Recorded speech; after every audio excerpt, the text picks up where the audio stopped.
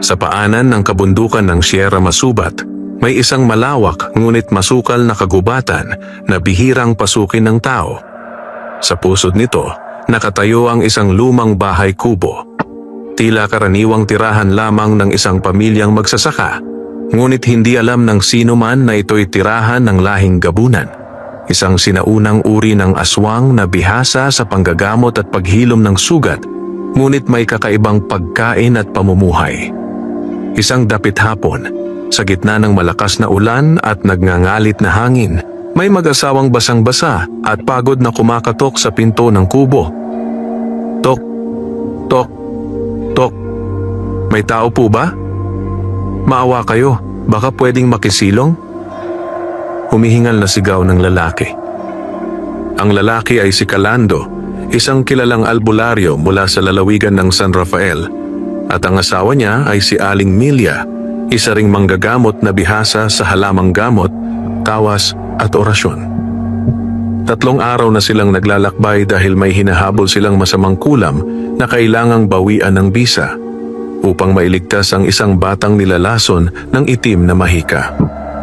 Ngunit dahil sa biglang bagyo, napilitan silang maghanap ng matutuluyan sa kagubatang iyon. Bumukas ang pinto, dahan-dahan, at lumitaw ang isang babaeng nakasuot ng mahabang lumang saya. Nanlilimahid ang balat nito at tila maputla ang muka, ngunit mabait ang ngiti. Ay, kaawa-awa naman kayo. Halika, pumasok kayo at magpatuyo ng damit, wika ng babae. Ako si Daya. Sa loob nakita nila ang 2 bata at isang matandang lalaki na tila may sakit. Tahimik ang mga ito at tila mapupungay ang mga mata. Maraming salamat po, tugon ni Milia habang inaalalayan ang nanghihinang si Calando. Napansin ni Milia ang kakaibang samyo sa loob ng bahay. Hindi ito amoy uling o kahoy na karaniwang amoy sa kubo. May halong amoy ng dugo at halamang tuyo, at ang sahig ay nilatagan ng mga tuyong dahon na may kakaibang porma, para bang mga dahon na ginagamit sa ritual. Pasensya na kayo sa aming munting tahanan, sampit ni Daya. Pero ligtas kayo rito sa gabi, lalo na sa nilalang na gumagala kapag malakas ang ulan. Nagkatinginan ang mag-asawa. Sanay sila sa kwento ng mga aswang, mangkukulam at engkanto. Ngunit ngayong gabi, ang kanilang pakiramdam ay may mali. Tila may mga matang nagmamasid sa kanila sa bawat sulok ng kubo. Habang nakaupo sila sa banig, nagpakulo ang matandang lalaki na nagpakilalang kahugo ng mainit na salabat. Taga saan kayo? At bakit naglalakbay sa ganitong panahon? Tanong ni Kahugo habang nakatitig kay Lando na para bang binabasa ang kanyang isip. Nagpasimpleng ngumiti si Lando at tumugon, "Kami po ay mga albularyo mula sa kabilang bayan. May batang sinumpa ng masamang kulam at kailangan naming hanapin ang ugat ng sumpa sa bundok na ito. May gumabay na engkantada sa amin sa panaginip. Sinabing dito raw namin makikita ang sagot." Sandali ang katahimikan. Tila may saglit na nagbago ang ihip ng hangin. "Albularyo?" Mahina ngunit kakaibang tono ni Kahugo. "May kaalaman kayo sa pagbasag ng sumpa?" Tumango si Lando. "Medyo may karanasan po." Kung gayon, ngumisi ng bahagya si Kahugo at napansin ni Milia ang mahahabang pangil na sumilip sa gilagid nito. "Sakto ang pagdating nyo." Hindi agad nag-react ang mag-asawa, ngunit nagkatinginan sila at kapwa nagtataka at nababahala. "Bakit po?" Maingat na tanong ni Milia. Isinampay ni Kahugo ang boses at parang sinadyang iparinig sa mga bata at kay Daya. Ang pamilyang ito ay hindi ordinaryong pamilya. Biglang nag-iba ang anyo ng 2 batang kanina'y tahimik sa gilid. Ang kanilang mga mata ay tila naging dilaw at ang kanilang mga kuko ay humaba at tumalas na parang pangil ng pusa. Si Daya ay unti-unting nagpakita ng tunay na anyo. Ang balat ay naging kulay abong naninilaw at ang likod ay bahagyang yumuko na tila handang magbagong anyo. Ang lampara sa gitna ng kubo ay nagsimulang umilaw ng kulay bughaw na apoy. Senyales na may nilalang na hindi tao sa paligid. Dahan-dahang tumayo si Kahugo at ang boses ay naging paos ngunit makapangyarihan. Mga gabunan kami, hindi kami pumapatay ng inosente. Ngunit may sumpang umiikot sa aming lahi at kailangan namin ng tulong nyo. Kung hindi, dagdag ni Daya na may nanginginig na tinig, baka kayo ang maging pagkain namin sa pagsikat ng buwan. Napakuyom ang kamao ni Lando. Si Milia ay hindi takot, ngunit alam niyang nasa bingit sila ng panganib. Sa unang gabi pa lamang, ang paghahanap nila ng matutuluyan ay naging pangunahing pagsubok kung sila ba ay mga panauhin o susunod na biktima. Nag-uunahang kumabog ang dibdib ni Kalando at Aling Milia, ngunit hindi sila nagpahalata ng labis na takot. Bilang mga albularyo, sanay sila sa kakaibang nilalang. Subalit ibang presensya ang naramdaman nila sa pamilyang ito. Hindi ito karaniwang aswang na nanlalamon ng tao. May halo itong kalungkutan at paghihirap. Kung gusto ninyo kaming saktan, may dala kaming proteksyon. Mahinang babala ni Milia, hawak ang maliit na sisidlan ng langis na may orasyon. Ngumiti ng may pait si Kahugo. Kung nais namin kayong saktan, hindi namin ito aaminin. Pero hindi kayo dumating dito para kainin. Tinala kayo rito dahil pinatnubayan kayo ng tadhana. Umupo si Kahugo at muling sumara ang anyo ng kanyang mga apo, maging si Daya. Unti-unting bumalik sa normal ang kanilang itsura, tila pinipigil ang pagiging gabunan. Makinig kayo mga albularyo, simulang sabi ni Daya habang naglalaga ng halamang ugat. Hindi kami tulad ng mga aswang na alam ninyo. Ang gabunan ay sinaunang angka ng tagapagbantay ng gubat. Kami ang naglilingkod sa kalikasan at nagtatanggal ng sakit ng hayop at halaman. Noon, pinagkakatiwalaan kami ng tao hanggang sa may nagpadungis ng aming lahi. Isang itim na mambabarang, dugtong ni Kahugo, ang sumumpa sa amin mahigit 1 siglo na ang nakalipas. Gusto niya kaming kontrolin para maging hukbo ng kadiliman. Nang tumanggi kami, isinumpa niya ang aming dugo na sa bawat kabilugan ng buwan, ang sinumang gabunan na hindi makalaban sa uhaw ay magiging halimaw na walang malay. Napatango si Kalando at agad na unawaan ang koneksyon. Kaya kayo nabubuhay sa gitna ng gubat upang hindi makasakit ng tao, sabi ni Lando. Ngunit hindi kami ligtas mag-isa, sagot ni Daya. Dahil ang sumpa ay lumalala. Bawat henerasyon ng gabunan ay mas nahihirapang pigilan ng pagkagutom, lalo na ang mga bata. Napatingin ang mag-asawa sa 2 bata. Mapungay ang mga mata ng mga ito, para bang naglalaban ang inosente nilang kalooban at ang madilim na tawag ng dugo. Nagpatuloy si Kahugo. Ayon sa propesiya, darating ang 2 albularyong may dalang liwanag at halaman na magbubukas sa daan ng kaligtasan. Naniniwala kaming kayo iyon. Nagkatinginan si Lando at Milia. Pero bakit kami? Tanong ni Milia.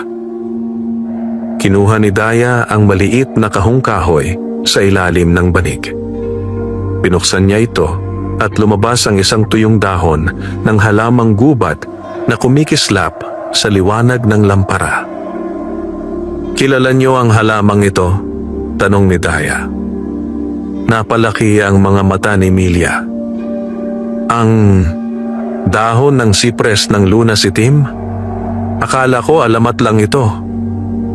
Hindi alamat, sagot ni Kahugo. Ito ang tanging halamang makakapagpahina sa sumpa. Pero kulang ito. Upang tuluyang mabasag, kailangan ng 3 sangkap at 1 orasyon na matagal nang nawala sa mundo ng tao. Hinugot ni Lando mula sa kanyang bag ang lumang journal ng kanyang yumaong lolo, isang kilalang albularyo.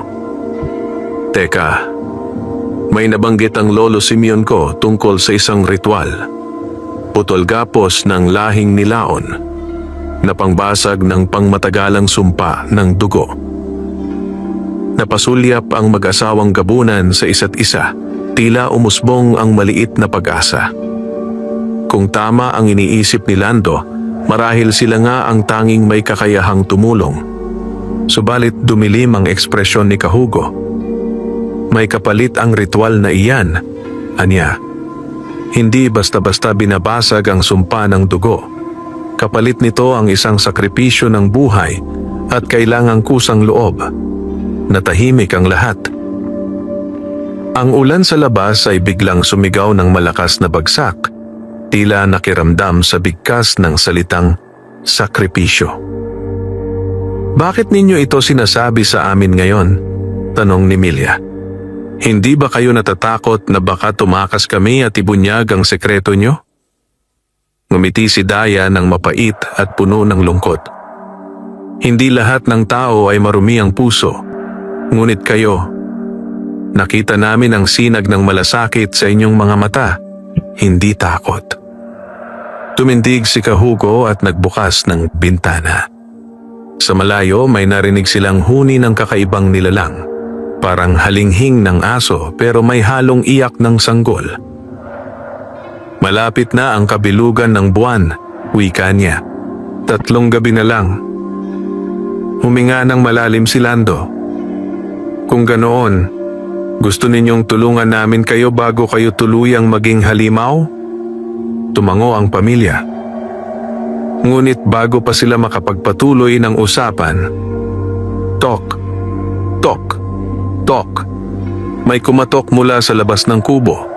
Hindi tulad ng kaninang pagkatok nila. Mabigat, mabagal, parang kumatok gamit ang buto o matigas na kuko. Nagtitig ang lahat. Mahinang bumulong si Kahugo. Hindi tayo nag-iisa sa gubat na ito ngayong gabi. Nagkakatitigan pa ang lahat nang muling umalingaw-ngaw ang mabigat at mabagal na katok. Tok! Tok! Tok! Ang bawat pag-untog ay tila tadyang humahampas sa pinto at ang lampara sa kubo ay sandaling pumikit ang liwanag. Kumapit ang 2 batang gabunan sa kanilang ina, halatang kabado. Huwag kayong kikilos, bulong ni Kahugo habang marahan niyang sinindihan ng isang maliit na tangkay ng tuyong damo, isang usok ng proteksyon para sa mga kagubatang nilalang. Inamoy ni Aling Milya ang usok. Dahon ito ng kabuyaw-ligaw. Ginagamit iyan ng mga tagapangalaga ng gubat para itaboy ang masasamang espiritu at halimaw. Napatingin si Daya, bahagyang gulat. Alam mo ang amoy at gamit? Ngumiti si Milya. Marami kaming pinag-aralan ng aking lolo. Muling kumatok ang nasa labas, ngunit ngayon ay mas mabilis. Tila nagmamadali at kinakabahan, hindi na nanakot. Tok, tok, tok! Daya! Hugo, buksan ninyo. Ako ito. Nanlaki ang mga mata ni Kahugo. Si Amaro? Agad niyang sinanyasan si Daya. Buksan mo. Bilis! Dali-daling binuksan ni Daya ang pinto at bumungad ang isang lalaking nakabalat ng usa ang balikat. May hawak na sibat na ang dulo ay may nakabalot na punit na telang may orasyon. Ang balat nito ay kulay mais, ngunit mabagsik ang dating. Parang alam nito ang bawat lihim ng gubat. Ang lalaki ay may matipunong katawan, matulis ang mga mata, at ang buhok ay mahaba at ginapos ng tali ng baging. Siya si Amaro, ang bantay ng gubat. Isang taong hindi ganap na tao. Hindi rin engkanto. Siya ang tagapagbantay laban sa masasamang nilalang at nagtatanggol sa mga nilalang na may kabutihan sa loob. Pagkapasok niya, agad niyang isinara ang pinto at ikinabit ang isang pirasong kahoy na may ukit na lumang simbolo. May masamang halimaw na gumagala malapit dito, aniya habang humihingal. Hindi ito ordinaryong nilalang. Isa itong liyabak. Napakunot noo si Calando. Ano ang liyabak? Sumagot si Amaro na parang nagmamadali. Isang dating tao na lubusang nilamon ng uhaw sa dugo. Isang uri ng aswang na itinakwil maging ng kapwa nila aswang. Hindi ito kumakain ng laman. Sinisipsip nito ang kaluluwa ng biktima. Napatulala ang dalawang batang gabunan. Yumakap sila kay Daya. Ngunit bakit napadpad dito? Tanong ni Daya. Sumulyap si Amaro sa mga albularyo. At bakit may 2 taong albularyo sa inyong kubo ngayong gabi? Saglit na tumahimik. Ang lampara ay kumislap at parang naramdaman nilang mas lumamig ang paligid nang marinig ang tanong. Sumagot si Kahugo. Binigyan kami ng tadhanang pagkakataon. Dumating sila upang... Biglang iniangat ni Amaro ang kanyang sibat. Iniwasan ang sagot. Pag-ingat kayo sa pagsasalita, lalo na ngayong gabi. May mga matang nakikinig sa bawat salitang may kinalaman sa ritual ng pagbasag sumpa. Napatingin si Lando at Milia sa isa't isa. Lalong naging mabigat ang sitwasyon. Lumapit si Amaro sa 2 bata at iniikot ang palad sa ulo ng mga ito. May mahinang liwanag na parang sinag ng buwan ang dumaloy mula sa kanyang kamay. Pinahihina ko ang tawag ng dugo nila para ngayong gabi, pero hindi ito magtatagal. Gaano katagal? Tanong ni Daya. Makalipas ang 3 oras, babalik ang uhaw, tugon ni Amaro. Kaya bago sumapit ang hating gabi, dapat ay nakapagdesisyon na kayo kung magtitiwala ba kayo sa mga albularyong ito. Napayuko si Kahugo habang malalim ang iniisip. Ngunit may isa pang bagay si Amaro na kailangang sabihin at halatang nag-aalinlangan siya kung ipapaalam ba agad. May dahilan ang paglitaw ng liyabak sa bahaging ito ng gubat, anya. May umaaligid na ibang nilalang, mas makapangyarihan, mas matalim ang pakay. Nagkatinginan sila. Ano ang ibig mong sabihin? Tanong ni Lando. Tumingin si Amaro kay Lando at Milia ng diretso sa mata sa kabinitawan ng mabigat na revelasyon. Ang mambabarang na sumumpa sa lahi ng gabunan ay maaaring nabuhay muli at nasa gubat na ito. Napatigil ang lahat. Parang tumigil ang ulan sa labas at isang iglap na walang hangin ang dumaan, tila nakikinig ang kagubatan. Kung totoo ang hinala ko, dagdag ni Amaro, hindi lamang ang pamilyang ito ang nasa panganib, kundi tayong lahat. Mabigat ang hanging dumaan sa paligid ng kubo, tila may kasamang mga bulong na nagmumula sa kakahuyan. Ang gabing iyon ay hindi ordinaryo. Ramdam ng bawat nilalang ng gubat ang paggalaw ng isang madilim na puwersang matagal nang nawala. Matapos ihayag ni Amaro ang hinala na maaaring nabuhay muli ang mambabarang na sumumpa sa mga gabunan na puno ng kaba ang maliit na kubo. Imposible, bulong ni Daya. Si Salabredor ay sinunog ng mga bantay ng liwanag, mahigit 1 siglo na ang nakalipas. Umiling si Amaro. Ang isang mambabarang na kumakain ng kaluluwa ay hindi namamatay tulad ng ordinaryong mangkukulam. Maaari siyang muling bumalik kung may magbubukas ng daan o magpapatibay sa Diyos sumpa ng dugo. Tumikim si Kahugo. Kung ganoon, may tumutulong sa kanya. Hindi siya makakabalik ng mag-isa. Nagkatinginan sila. Sino? Tao ba? Ibang nilalang? Si Lando ang unang nagsalita. Kung may bumubuhay sa kadiliman, ibig sabihin may nagbabalak na gamitin ang sumpa ninyo para sa mas malawak na kapahamakan. Tumango si Amaro. At kung tama ang kutob ko, ang unang titik-tikin ng liyabak ay ang mga mahihinang biktima, lalo na ang mga batang gabunan.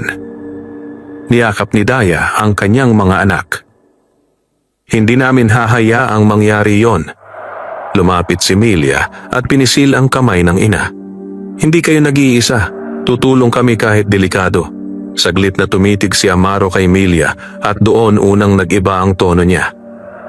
Bago kayo tuluyang tumulong, dapat nyo munang malaman ang kabuuan ng sumpa. Humugot si Amaro ng isang bilog na bato mula sa kanyang baywang kulay abo na parang abo ngunit may gintong ugat sa gitna. Ipinatong niya ito sa gitna ng banig at nagliyab ito ng asul na liwanag na walang init. Panoorin ninyo. Dahan-dahang umangat ang usok mula sa bato at sa usok ay nabuo ang anyo ng isang engkanto at isang mambabarang na naglalaban. Mistulang maikling pangitain ng nakaraan. Noong unang panahon, ang mga gabunan ay tagapagbantay ng kalikasan, may kakayahang maghilom ng sugat ng hayop at halaman at magbalanse ng enerhiya ng lupa. Dahil dito, kinasabikan sila ng isang makapangyarihang mambabarang na nagngangalang sa Labrador na gustong gawing sandata ang kanilang lahi. Nang tumanggi ang mga gabunan, isinumpa niya ang kanilang dugo. Tuwing kabilugan ng buwan, lalakas ang uhaw nila sa dugo.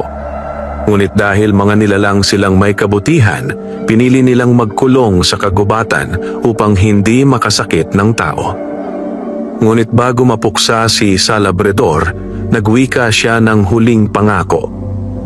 Hindi matatapos ang aking poot hanggat hindi ko nagagawang alipin ang inyong lahi. Sa huling buwan ng ika-10 siklo, muling bubukas ang lagusan ng dugo at babalik ako. Naglaho ang pangitain. Napatitig ang lahat kay Amaro.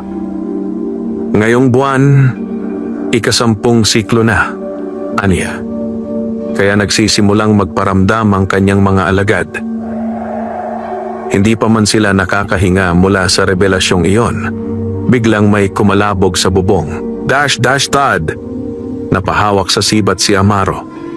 Tahimik, bulong niya. Isa pang malakas na kalabog, mas malapit, mas mabigat. Thud, thud. Ang mga bata ay napahikbi at tinakpan ni Daya ang kanilang tainga. Ngunit sa halip na umiyak, ang kanilang mga mata ay nagdilim senyales na nagigising ang dugo ng gabunan sa takot. Tiningnan ni Amaro si Kahugo. Kailangan nating pigilan ang pagbabago nila. Kapag nasinghot nila ang presensya ng nilalang sa labas, maaaring sila mismo ang unang umatake. Naglabas si Kahugo ng maliit na palayok at inihanda ang usok ng pagpigil dilag, halamang maanghang ang amoy na tumutulong pigilan ang pag-aaswang ng gabunan. Samantala, si Lando ay maingat na kumukuha ng isang bilog na asin mula sa kanilang bag. Milia, bulong niya. Kung ano man yan sa bubong, kailangan nating ilayo ang atensyon nito. Hindi handa ang pamilya para sa laban. Pero tayo, dapat. Tumango si Milia. May baon tayong orasyon ng tabig-sapi. Subukan natin. Bago sila makalakad, biglang nag-crack ang bahagi ng bubong, may kamay na sobra ang haba ang lumusot. Marami ang daliri. Matatalas ang kuko at nangingitim ang balat, parang pinagsamang kamay ng tao at paniki. Diyos ko, bulong ni Daya. Kinuyom ni Amaro ang sibat. Hindi yan ordinaryong liyabak. Mas mataas ang antas nito. Ang kamay ay kumapit at dahan-dahang lumitaw ang ulo, nakabalot sa mahahabang buhok at may walang matang hukay ngunit nakangiti ng malapad na parang natuklap ang mukha. Isang tinig ang lumabas, parang kinayod na bakal. Amoy? Dugo ng gabunan. At sa unang pagkakataon, naranasan ng mag-asawang albularyo ang unang banggaan nila sa isang nilalang ng kadiliman. Nag-uunahang sumikip ang paligid ng kubo habang ang nilalang na nasa bubong ay unti-unting ibinubuka ang butas na kanyang ginawa. Ang malamig na hangin ay biglang pumasok, dala ang amoy ng nabubulok na laman at pinatuyong dugo. Ang ngisi ng liyabak ay tila ba nagagalak sa takot at kaba na nalalasahan nito sa loob. Hindi natin pwedeng hayaang bumaba yan, maring bulong ni Amaro habang inaangat ang sibat. Kumikislap ang dulo nito na may ukit na lumang simbolo. Tumayo si Lando at Milia sa magkabilang gilid ng kubo. Hawak ang kani-kanilang proteksyon. Si Lando may hawak na bilog na asin. Si Milia may langis na may orasyon. "Daya, ilayo mo ang mga bata!" Utos ni Kahugo habang sinisindihan ang palayok ng usok pangpigil sa pagbabago ng gabunan. Ngunit masyado nang huli. Pumasok ang ulo at kalahati ng katawan ng liabak sa butas ng bubong. Ang balat nito ay parang balat ng taong natuyuan ng dugo. Ang mga tadyang ay nakalitaw at ang mga kuko ay mahahaba at oy-bewang kaitim na parang bakal na sinunog. Ang bibig nito ay umabot halos hanggang tainga. "Gabunan, naamoy ko kayong muli." Bago pa ito tuluyang makababa, kumilos si Amaro.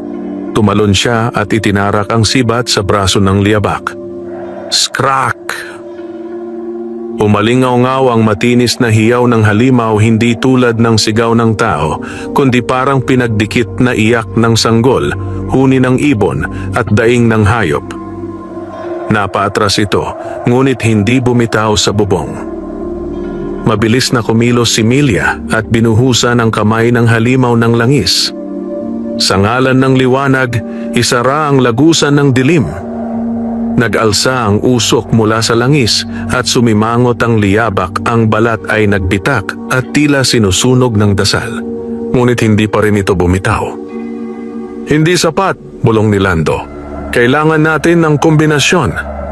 Inilabas niya mula sa bulsa ang puting asin, nilagyan ng 3 patak ng kendi langis na may orasyon at hinagis pataas. Pagbagsak ng asin sa bubong, nagliwanag ito at bumuo ng bilog na proteksyon na parang manipis na pader ng liwanag. Nang tangkain muling bumaba ng liabak, tila nasusunog ang balat nito.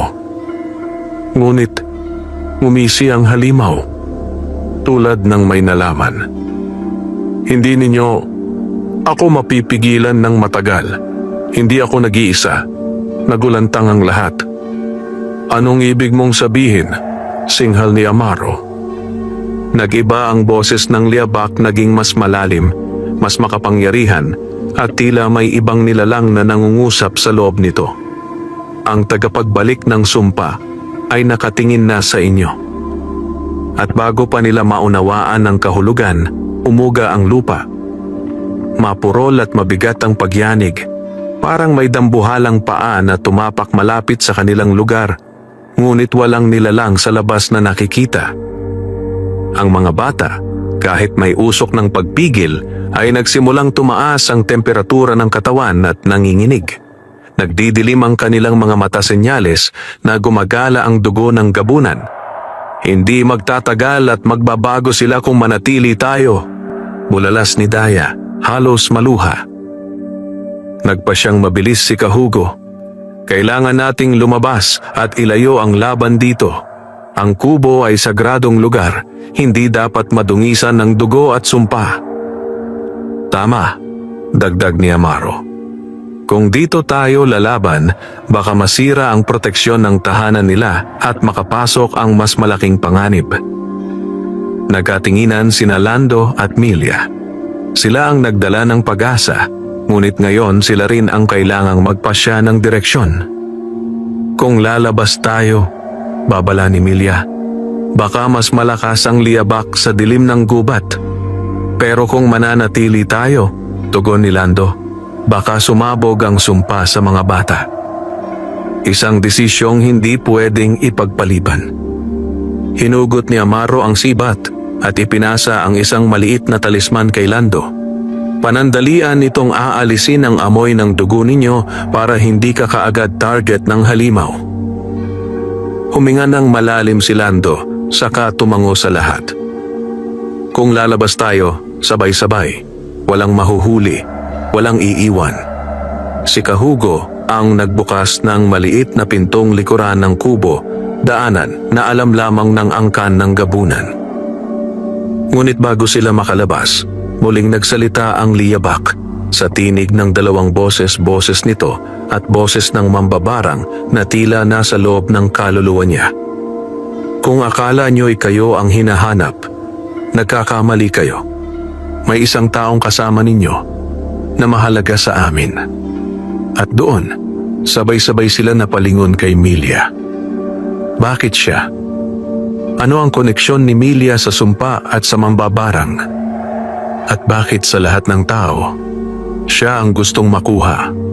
Nagkislapan ang mga mata ng lahat ng ituro ng liabak si Milia bilang mahalaga sa kanila. Hindi na sila nag-aksaya ng oras.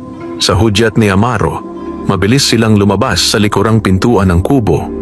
Dala ang mga bata, ang mga gamit, at ang natitirang proteksyon. Pagkalabas nila, sinalubong sila ng malamig na hamog at nakabibinging katahimikan ng gabi. Ang mga dahon ay tila humihinga at ang lupa ay parang may sariling pintig. Bilisan, bulong ni Amaro habang naguunahan sila sa makapal na halamanan. Ang dalawang bata ay halos hindi makakontrol sa sarili. Namumuti ang mata at nanginginig ang katawan, pinipigil ang paglabas ng pagiging gabunan. Si Kahugo ay paulit-ulit na inuusukan ang palayok upang mabawasan ang epekto, ngunit alam niyang hindi ito magtatagal. Hindi natin kayang tumakbo ng matagal, hingal ni Daya. Kailangan natin ng ligtas na lugar upang huminto. Saan tayo papunta? Tanong ni Lando habang inaalalay tumakbo si Milia. Sa puno ng dilaw na ulap, sagot ni Amaro. Isa itong lumang sityo ng liwanag. Doon hindi makakalapit ang nilalang ng kadiliman. Ngunit bago pa sila makakalayo, may nagbagsakan na puno sa kanilang daraanan. Krak! Napalingon silang lahat at sa dulo ng landas, sa gitna ng dilim, may 3 pares ng mata na nagliliwanag. Hindi pula, kundi maputlang asul, tulad ng apoy sa lamparan ng gabunan. Hindi lang pala isang liabak ang nasa paligid. 3 sila, bulalas ni Daya. Ngumisi si Amaro. Hindi, isa lang ang liabak. Pero kaya nitong hatiin ang sarili sa 3 anyo. Isang ilusyon upang lituhin tayo. Alinman ang atakihin natin, posibleng hindi totoo. Humigpit ang hawak ni Lando kay Milia. Bakit ikaw ang gusto nila? Hindi sumagot si Milia. Imbes ay tumingin siya sa lupa, tila may tinatagong bigat sa dibdib. Pagdating nila sa isang makitid na bahagi ng gubat, huminto si Amaro at humarap sa lahat. Makinig kayo. Kailangan kong malaman ang totoo. Anya habang seryosong nakatingin kay Milia. Milia, ano ang relasyon mo sa mambabarang o sa sumpang ito? Nagulat si Lando. Amaro, hindi ito ang oras. Mas lalong mapanganib kung may hindi tayo alam. Singit ni Amaro. Kung may koneksyon si Milia sa sumpa, maaaring siya ang dahilan kung bakit tayo sinusundan. Napatitig ang lahat kay Milia. Huminga si Milia ng malalim. Hindi na niya kayang itago. Hindi ako ordinaryong albularyo, panimula niya habang nanginginig ang kamay. Pinanganak akong may banal na dugo ng isang diwata ng hilom. Ang aking ina ay hindi tao at hindi rin engkanto. Siya ay duwendang puti, tagapag-ingat ng orasyon ng pagputol ng sumpa. Nanlaki ang mata ni Lando. Milia, bakit hindi mo sinabi sa akin? Dahil may utos akong sinunod, itago ang dugo mo hanggang sa dumating ang oras ng huling siklo, sagot ni Milia. Ang dugo ko ang isa sa mga kailangan upang basagin ang sumpa ng gabunan. Nagulat ang lahat, lalo na ang pamilyang gabunan. Kung gayon, bulong ni Kahugo, halos mapasandal sa puno, ikaw ang tagapaglinis ng dugo na hinihintay namin. Nagpatuloy si Milia, may pait sa tinig. Ngunit may kapalit. Kapag ginamit ko ang dugo ko sa ritual, maaaring mamatay ako. Tumahimik ang lahat, kahit ang hangin ay tila tumigil sa pag-ihip. Ngunit wala pa silang oras para maramdaman ang bigat ng revelasyon dahil may lumundag mula sa itaas ng mga puno. Isang anino ang bumagsak, nagpagulong sa lupa at sumugod sa kanila. Si Amaro ang unang sumalo, itinapat ang sibat at nagbanggaan sila ng nilalang. This time, hindi ilusyon totoong katawan ng Liabak ang umatake. Nasa atin na ang tunay, sigaw ni Amaro. Si Lando ay mabilis na kumilos. Inilabas niya ang kutsilyong pamputol engkanto na minana niya sa kanyang lolo. Milia, tumayo ka sa gitna, utos ni Lando. Bakit?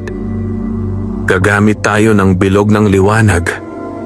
Habang pinoprotektahan nila si Milia, biglang sumigaw ang bata ni Daya hindi sa takot, kundi sa kakaibang boses, parang boses ng matanda.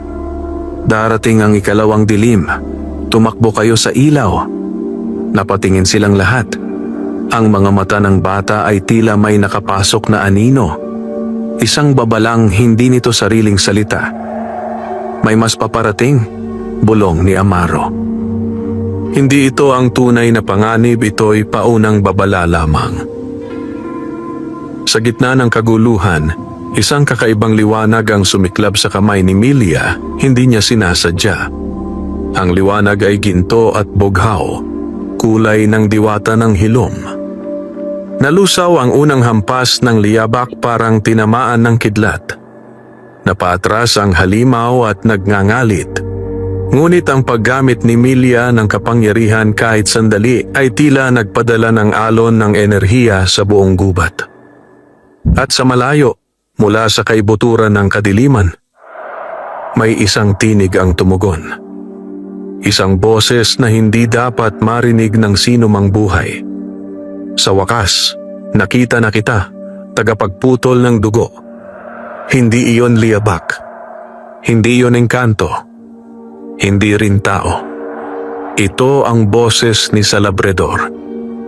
Naglalagablab pa sa hangin ang lagim ng boses ni Salabredor nang mabilis na tumakbo ang grupo palayo sa lugar ng engkwentro. Pinangunahan sila ni Amaro. Dumaraan sa mga palihim na landas ng gubat na tanging bantay ng kagubatan ang may alam. Ang mga dahon ay kumikislot sa bawat yapak nila. Ang hamog ay lumalapot, tila usok na humahabol sa kanila. Ang dalawang bata ay halos mawalan ng malay sa pagpigil ng kanilang ina sa unti-unting pagbangon ng dugo ng gabunan.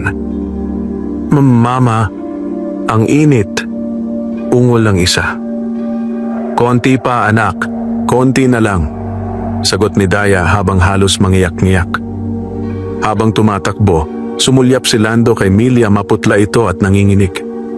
Ang mga palad niya ay may bakas pa ng ginintuang liwanag na hindi niya sinasadyang pinakawalan. Milia, kaya mo pa ba? Tanong ni Lando. Tumango si Milia, bagamat halatang nangihina. Kailangan kong pigilan ang siklab ng dugo.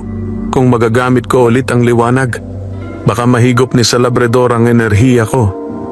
Hindi namin hahayaan yon, tugon ni Lando. Mas mahigpit ang pagkakahawak sa kamay ng asawa. Sa wakas, huminto si Amaro sa isang maliit na bakante. Malapit na tayo. Naririnig nyo? Tanong niya. Tahimik silang lahat. Wala silang naririnig. Pero iba't iba ang naramdaman nila. Isang banayad, malamig, at mapayapang hangin. Ang takot ay bahagyang humupa. Pagangat ng kanilang tingin, nakita nila ang isang mahiwagang tanawin. Sa gitna ng kakahuyan ay nakatayo ang isang higanting puno na may dilaw na dahon na kumikislap, mistulang ginto. Ang pinakamatandang puno sa kagubatan ang puno ng dilaw na ulap, sapagkat tuwing madaling araw, ang mga dahon nito ay umaangat at humihiwa ng manipis na hamog, bumubuo ng parang ulap na nagliliwanag. Ang lupa sa paligid nito ay nababalutan ng bilog na damong kulay pilak, natural na proteksyon laban sa nilalang ng kadiliman. Walang halimaw na makakalapit dito, paliwanag ni Amaro. Hindi nila makayanan ang liwanag na nanggagaling sa punong ito. Agad nilang inilapag ang mga bata sa paa ng puno. Si Kahugo ay naghalo ng 3 dahon ng dilaw na ulap sa palayok ng usok at pinasinghot sa mga bata. Unti-unting nagbalik ang normal na kulay ng kanilang mga mata at humupa ang init ng kanilang katawan. Salamat, salamat, bulong ni Daya, hawak-hawak ang kanyang mga anak. Sa wakas, kahit saglit, nakahinga ang lahat. Ngunit naputol ang katahimikan nang lumabas mula sa likod ng puno ang isang matanda payat, maputi ang buhok at nakasuot ng lumang bihis ng mga engkanto. Ang kanyang mga mata ay kulay asul na parang buwan. Matagal ko kayong hinintay. Mahina ngunit malinaw na wika nito. Agad tumayo si Amaro at yumuko ng bahagya. Tagapangalaga. Nagpakilala ang matanda, ang tinig ay mababa ngunit malalim. Ako si Salumay, ang huling bantay liwanag ng sinaunang kagubatan. Tagapangalaga ng puno ng dilaw na ulap at ng kaalamang hindi dapat maglaho. Lumapit ito kay Lando at Milia. Tinitigan muna si Lando, ngunit inabot ang kamay ni Milia. Ikaw, may liwanag ka ng hilom at dugo ng diwata. Ang sumpang ito ay hindi aksidenteng napunta sa iyong landas. Napalunok si Milia. Alam ninyo ang tungkol sa akin? Tumango si Salumay. Ang propesiya ay matagal ko nang nakita. Darating ang babaeng may dugo ng liwanag upang iwaksi ang tanikala ng gabunan. Ngunit maaari rin itong maging susi upang palakasin ang itim na mambabarang kung mapapasa kamay niya, nanlamig ang lahat. Kung gayon, sabi ni Lando, kaya nila ako hinahanap dahil kay Milia? Hindi ikaw, sagot ng matanda. Siya. Napayakap si Lando sa asawa, parang nais takpan ng buong mundo upang hindi siya maagaw. Nagpatuloy si Salumay. Ngayon ay nakatingin kay Kahugo at Daya. May isa pang katotohanang hindi nyo pa alam.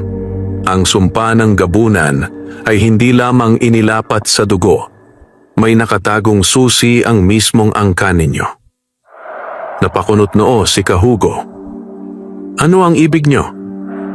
Ang sumpa ay hindi mababasag gamit lamang ang dugo at halaman. Kailangan ang 3 batong ugat na pinaghati-hati ng inyong mga ninuno upang hindi maagaw ng kadiliman. 3 bato? Tanong ni Amaro. Tama, tugon ni Salumay. Kung wala ang isa, ang ritual ay mabibigo at ang magtangka ay mamamatay ng walang saysay. Lumalim ang problema. Hindi sapat ang dugo at halaman. Kailangan nilang hanapin ang 3 bato. Nasaan ang 3 batong iyon? Tanong ni Lando. Isa-isang tiningnan sila ni Salumay. Ang unang bato ay nasa inyo na, Kahugo, wika ng matanda. Gulat ang lahat. Marahan itong ngumiti ng may pagkalungkot. Matagal na itong ipinasa sa pinakasusunod na pinuno ng angkan ninyo at ikaw iyon. Napatigil si Kahugo. Kung ganoon, ang batong inilagay ko sa ilalim ng aming banig. Iyon na iyon? Tumango si Salumay. Ngunit ang pangalawang bato ay nasa kamay ng nilalang na minsay kasama ninyo. Nagkatinginan ang lahat sino? At ang pangatlo? Dahan-dahan pinagpatuloy ni Salumay. At ang pangatlo ay nasa kamay ng isang taong hindi ninyo inaakala. Isang taong para sa inyong lahat ay kaibigan, ngunit posibleng matagal ng alipin ng dilim. Napatingin silang 6 sa isa't isa at napansin nilang unti-unting nag-iiba ang ekspresyon ni Amaro. Bago tayo mag-usisa, wika ni Salumay, may darating pang pagsubok ngayong gabi. Tumingala ang matanda sa kalangitan. Sa itaas ng gubat, ang ulap ay unti-unting umiikot, nagkakaroon ng hugis. Isang malaking mata ng itim na ulap ang nabubuo parang nagmamasid. Dumidilat na ang mata ni Salabredor, bulong ni Salumay. Wala tayong oras. Sa ilalim ng puno ng dilaw na ulap, nakaramdam ang lahat ng bahagyang ginhawa, ngunit hindi ito sapat upang alisin ang bigat ng kanilang sitwasyon. lalong naging maramdamin ang katahimikan nang makita nila ang itim na mata sa langit na unti-unting nabubuo sa mga ulap. Kailangan nating simulan agad ang paghahanda, wika ni Salumay. Ang unang hakbang sa ritual ay pagbubukas ng liwanag sa dugo. Lumingon siya kay Milya na ngayon ay hawak-hawak ang kanyang pulso, tila ramdam ang tibok ng kakaibang enerhiya sa kanyang mga ugat. Hindi pa ito ang mismong pag-aalay, paliwanag ni Salumay. Ngunit kailangan nating gisingin ang iyong dugo para makakilos ang liwanag. Kapag nanatiling nakatulog ang dugo mo, magiging madali kang akitin at kontrolin ni Salabredor. Halatang natakot si Lando. Ibig sabihin, kapag ginising ang dugo ni Milya, mas madali rin siyang makita ng kadiliman? Tama, sagot ng matanda. Ngunit kung hindi natin ito gagawin, tuluyan siyang magiging bulag sa ritual at maaaring siya mismo ang maging dahilan ng pagkabagsak ng lahat. Nagkaroon ng tensyon sa pangkat. Humigting ang panga ni Lando. Alam niyang wala silang pagpipilian. Ngunit ang panganib kay Milya ay masakit tanggapin. Si Amaro, na kanina patahimik at tila may iniisip, ay nagsalita ng biglaan. Ako ang magsisilbing tanod habang ginagawa ang ritual. Kung lumapit ang nilalang, ako ang unang haharang. Napatingin si Daya kay Amaro, may bahagyang duda. Kanina pa siya nakakapansin na tila may bigat sa isip ng bantay gubat. Sigurado ka ba? Tanong ni Daya. Ang mga nilalang ng dilim ngayon ay hindi tulad ng dati. Parang kilala ka nila. Sandaling tumigas ang ekspresyon ni Amaro, parang tinamaan. Kilalang kilala nila ang lahat ng bantay, sagot niya. Bahagi iyon ng tungkulin namin. Kaming unang asim na tinitikman ng kasamaan bago ito makalapit sa inosente. Ngunit napansin ni Salumay ang bahagyang pag-iwas ng mga mata ni Amaro, tila may tinatago. Hindi pa man nila masimula ng ritual, nagsimula ng kumilos ang hangin. Ang mga dilaw na dahon ng puno ay nagkalansing at ang lupa ay bahagyang umuga. Magsimula na tayo, sabi ni Salumay. Pinaupo si Milya sa gitna ng bilog na damong pilak. Pinapikit niya ito at dahan-dahang ipinatong ang kanyang dalawang palad sa balikat nito. Makinig ka, Milya. Huwag mong pigilan ang init na mararamdaman mo. Ito ang pagbangon ng dugo ng liwanag. Kaya mo ito. Bumigkas si Salumay ng sinaunang orasyon. Liwanag na minana sa ina ng hilom. Gisingin ang dugong natatago sa loob. Huwag papayagang lamunin ng dilim bumangon ka. Sanga ng liwanag, maging tanglaw namin. Sumilay ang ginintuang ningning mula sa katawan ni Milya. Unay manipis, ngunit unti-unti itong lumalakas. Tumadaloy mula sa kanyang puso papunta sa kanyang mga ugat. Napasinghap si Milya masakit pero may kirot na parang lumilinis. Lando? Tawag niya, halos di makahinga. Agad lumuhod si Lando sa tabi niya at hinawakan ang kamay. Nandito ako. Huwag kang bibitaw. Habang lumalakas ang liwanag, ramdam ng lahat ang init na dumadaloy sa hangin banayad, hindi nanunugat tulad ng apoy. Ngunit kasabay ng paglalakas ng liwanag, biglang kumapal ang itim na ulap sa paligid ng puno. Umangat ang buhok at balahibo ni Amaro sa batok. Teka, hindi dapat ito mangyari ng ganito kabilis. Napatingin sila sa kalangitan. Ang malaking mata ng itim na ulap ay hindi na basta nakamasid lamang, umiikot ito pababa. Parang naglalakbay ang ulap upang bumaba sa antas ng puno. Hindi pa tapos ang ritual, sigaw ni Salumay. Huwag kayong titigil. Ang lupa ay biglang pumutok sa hilagang bahagi ng puno at mula doon ay lumabas ang tatlong aninong walang muka. Manipis na parang usok ngunit may hugis ng tao. Nakapasok sila! Sigaw ni Kahugo. Hindi dapat sila nakakalapit dito. Ang bilog ng proteksyon ay humina dahil ginising ang dugo ni Milya, paliwanag ni Salumay.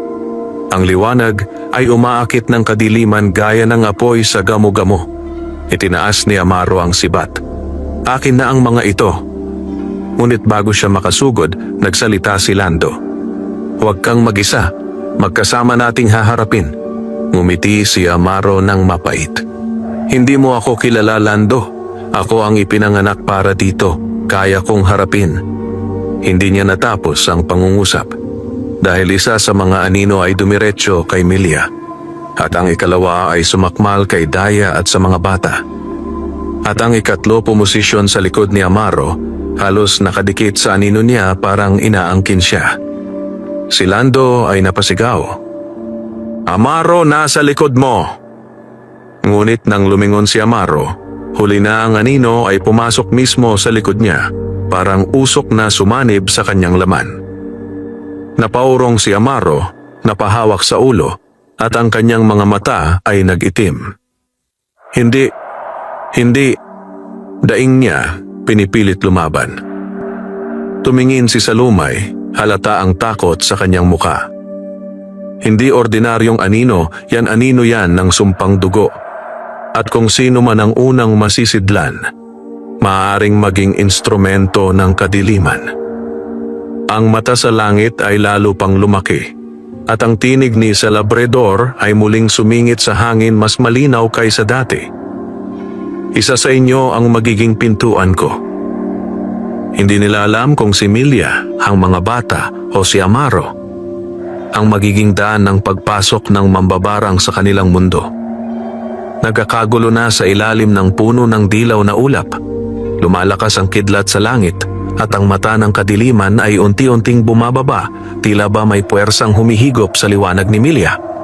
Sa isang iglap, pumasok ang anino ng sumpang dugo sa katawan ni Amaro at siya ay napasigaw ng malakas. Arga! Malingaw-ngaw ang tinig niya sa buong kagubatan. Nang tumikhim ang sigaw, nagdilim ang paligid sa paningin ni Amaro. Nawala ang liwanag ng puno. Nawala ang mga kasama niya. Sa halip, nakita niya ang sarili sa isang kakaibang espasyo. Parang hungkag na lugar sa pagitan ng panaginip at kamatayan. Madilim, walang lupa, walang langit. Tanging itinaling sinaglamang ng manipis na kulay pulang ulap ang nagbibigay anyo sa paligid.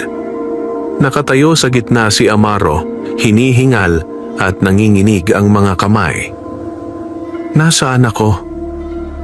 Isang figura ang lumitaw mula sa dilim. Walang muka, walang laman, ngunit malinaw ang pagkakilala niya sa presensyang iyon, ang anino ng sumpa. Hindi ka makakaalis, bantay gubat. Lumabas ka sa katawan ko, singhal ni Amaro. Hindi ako aalis. Ikaw ang hahanapin, ikaw ang magiging daluyan. Ikaw ang magiging tulay.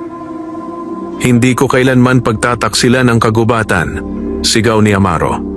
Ngunit sumagot ang anino ng pabulong, ngunit may puwersa.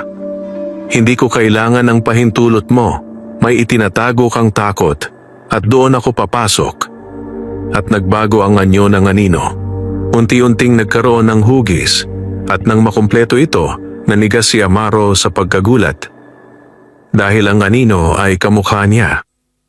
Isang mas madilim na bersyon ng kanyang sarili. Sino ang tunay? Ikaw o ako? Samantala, sa realidad, bumagsak si Amaro sa lupa at nagsimulang kumilos na parang dalawang nilalang ang nagtutunggali sa loob niya. Mamahala kayo sa kanya, utos ni Salumay. Hindi natin dapat hayaang tuluyang lamunin ng anino ang kanyang kaluluwa. Nakahawak ng mahigpit si Lando sa braso ni Milia habang patuloy ang pag-agos ng ginintuang liwanag sa katawan nito, bahagi ng ritual. Milia, kailangan mong ituloy. Huwag mong puputulin ang daloy ng liwanag. Ilang sandali na lang, kaya ko pa. Ungol ni Milia, nanginginig ang labi. Si Hugo at Daya naman ay abala sa pagdepensa sa mga bata. Ang isa pang anino ay pilit isinasanib ang sarili sa mga bata, ngunit napupugto ito ng usok ng dilaw na ulap mula sa palayok. Daya, dagdagan mo pa ang dahon. Sigaw ni Kahugo. Kaunti na lang ang natitira, sagot ni Daya, halatang kinakapos na. Samantala, ang ikatlong anino, ang pinakamatapang at pinakamapanganib, ay dumiretso kay Milya. Hindi pwede! Sigaw ni Lando, humarang gamit ang kutsilyong may orasyon.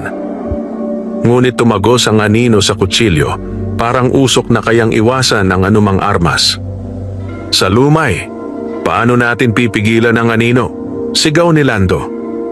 Sumagot ang matanda habang naguukit ng bilog sa lupa gamit ang isang lumang kahoy. Hindi armas ang makakalaban sa anino, kundi alaala. Nalaglag ang panga ni Lando. Alaala? Tama, bulyaw ni Salumay. Ang anino ay nabubuhay sa takot. Kung matatalo natin ang takot, mawawalan ito ng anyo. Kailangan nating ipaalala kay Amaro kung sino siya upang labanan ang anino sa loob. Humalakhak ang madilim na bersyon ni Amaro. Isang nakakatindig balahibong tawa. Tingnan mo ang sarili mo. Bantay gubat? Ikaw? Hindi mo nagawang iligtas ang iyong mga magulang. Hindi mo nailigtas ang unang gabunan na minahal mo. At hindi mo maililigtas ang mga bata ngayon. Nanlaki ang mata ni Amaro. Tumahimik ka. Lahat sila namatay dahil mahina ka. At ang lugar sa paligid niya ay nagbago.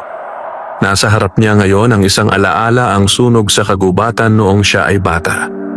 Nakita niya ang kanyang mga magulang na susunog, humihingi ng tulong.